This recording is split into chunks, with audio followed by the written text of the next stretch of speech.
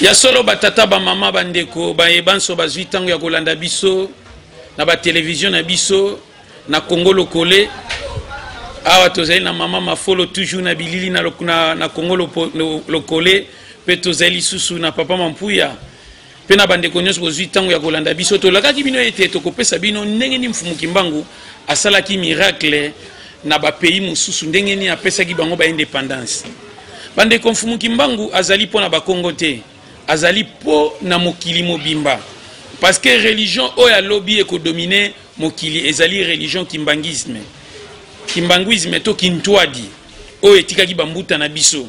oyo ekufelaki ba prophète ndenge na ndenge mais axe central mfumuki mbangu oyo asala makamu isi prophète moko na mokili ezala na ngambu ya mindele ezala na ngambu ya barab ezala na bangambu ya bapojon akoka kosala te.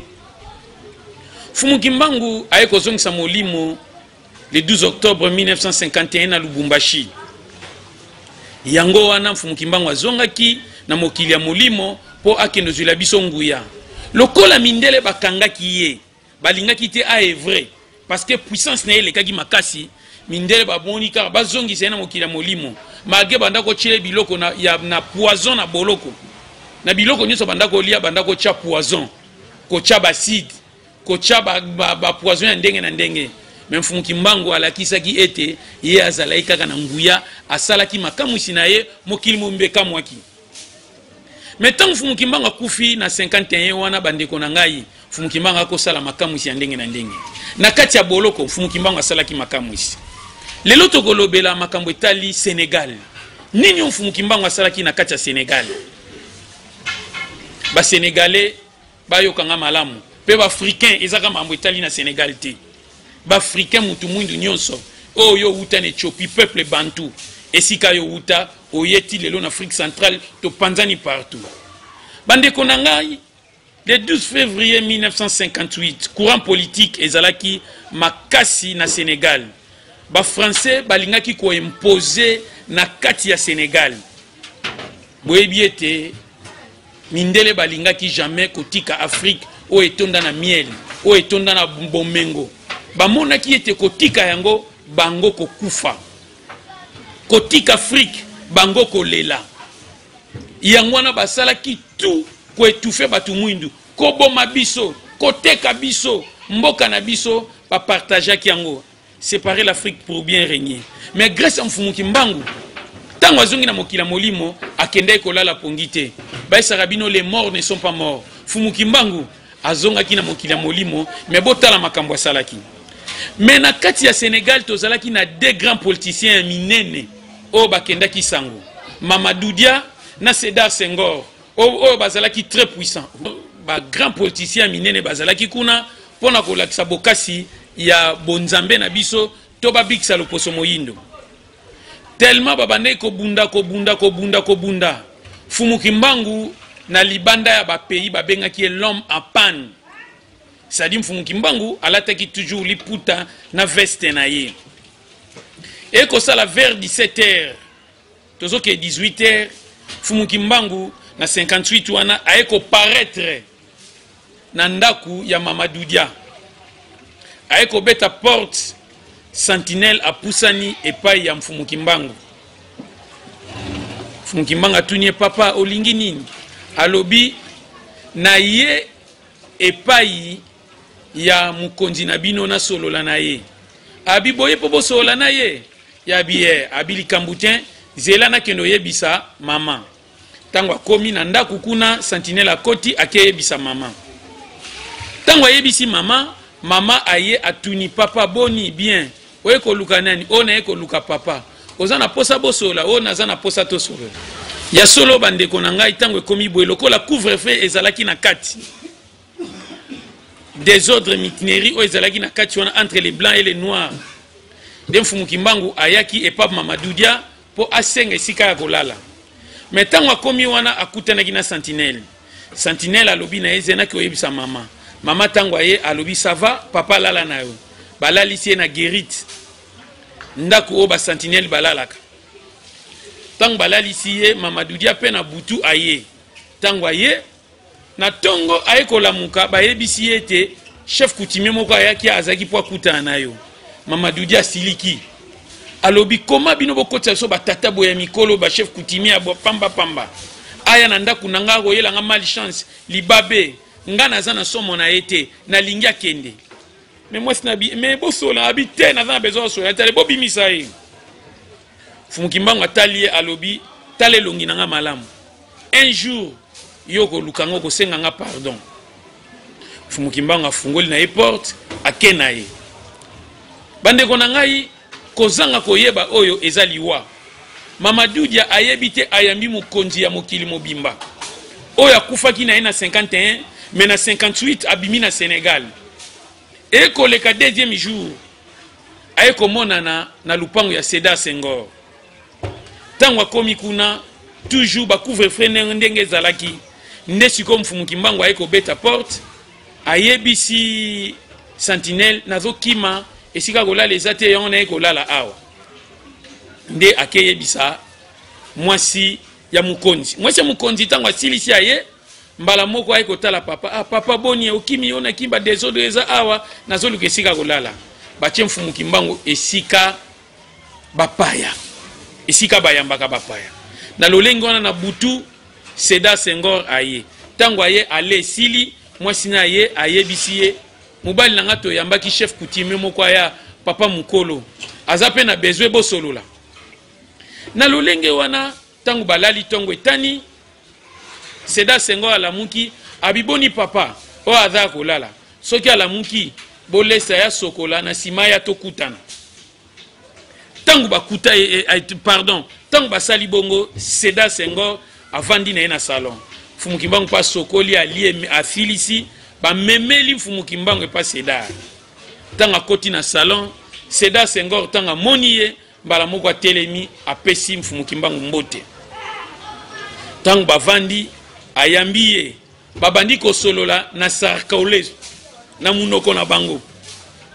babandi kotuna ye boni ya bien Fumukimbangu abi papa uti wapi alobi mwana na ngai na uti musika na uti na Congo Belge abi oh Congo Belge ya Lumumba abi na uti kuna bongo ye awa ndenge nini Fumukimbangu alobi na ye ngai na pesaka souffle de vie na batu okoki kotuna mutu oyo aza na souffle de vie ya mokilité lolenge ni na kokoya awa na koyi koya na mupepe na kokoya bwe yokanga mwana na nga Sédar Senghor na lingi na yebisa yo batu ya bwe nde toza koluka lokolo za généré na mwasi na yo naza na esengo mingi ndenge boyambi ngai na yebisi yo Sédar Senghor okozala président de la République parti na yo ekozala majorité na parlement bako voter yo okozala célèbre na mboko yo okoyeba na mokili mobimba okokoma okosala makamwa ndenge na ndenge mais Fumukimbangu mbala moko akangami atikali kaka fixe boye pendant 3 minutes ou 4 minutes mbala moko atala Fumukimbangu akosoli alobi limbisa ngai mwana nga Sédar na utosala intervention et pas muningano na Tunisie et pas Bourguiba na utiko aider na ke commissaire ka président de la République bande ko nangai Fumukimbangu asola na mutu akeko sa sous intervention na Tunisie et pas Barabe et pas Bourguiba na Barabe wana mkonzi na bango Fumukimbangu parce que akeko sala intervention ayebisi ye okozala président de la République yeba ete yo mutoko diriger mboko yo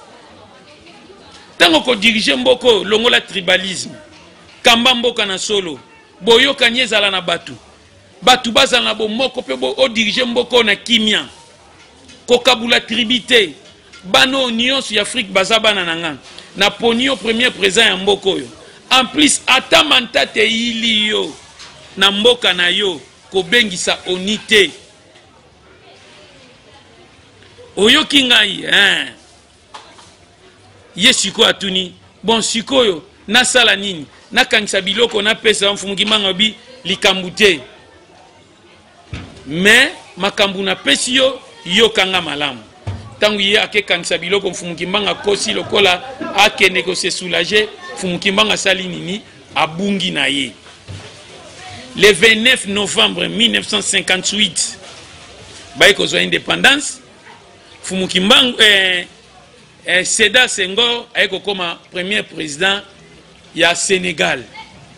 Makambo nazoloba boke na bambassade boke ndeko tuna yango.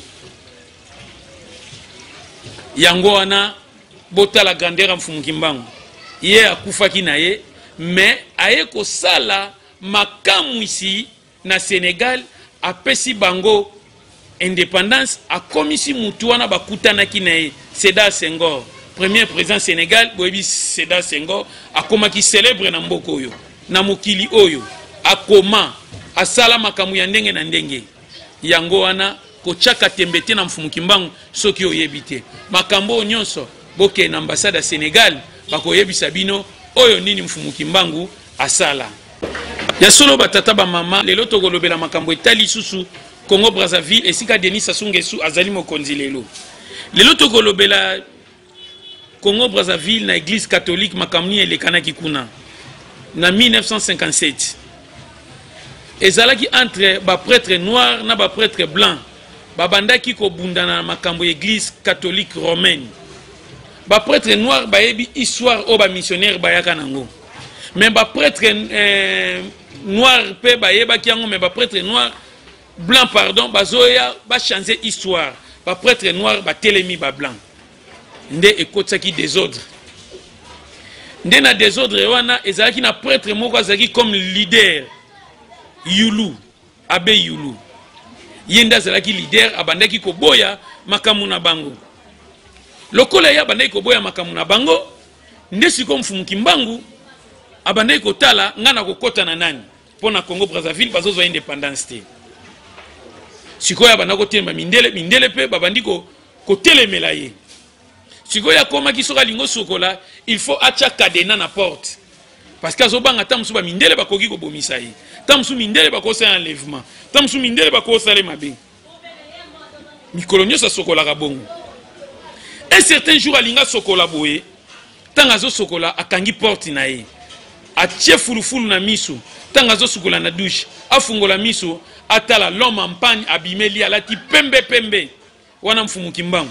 agangi azui chapelet abami Mfumukimbangu et tout Mfumukimbangu na ntolo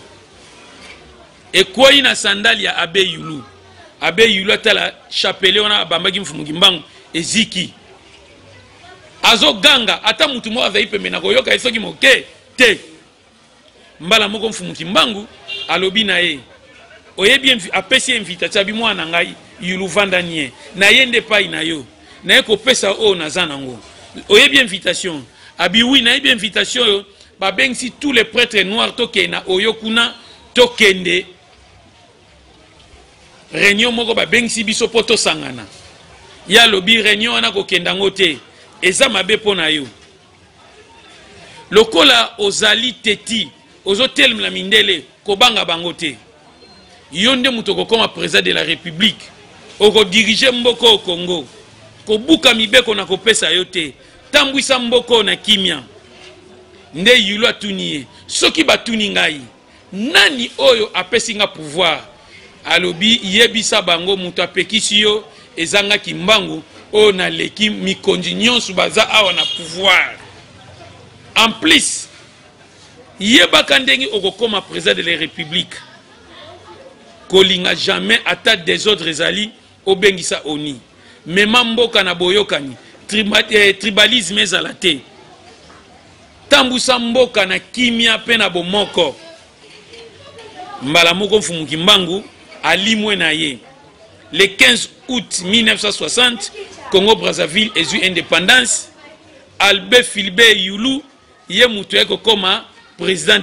de la république na makasi ya nani ya Mfumukimbangu bozo mona Mfumukimbangu ndenga za kobima na bamboka misusu pona kopesa bango indépendance parce que azalaki na souci ya moyindo nyonso yo pozo landa wana yeba Mfumukimbangu aza pona yo azobima esika nyonso na silisi boye na koma Mfumukimbangu le 12 octobre tokutana ngonga 9h na Lutendele tu vas célébrer fête ya Mfumukimbangu bino nyonso boyoki ngai ingeta na koma mfunguki mbanga.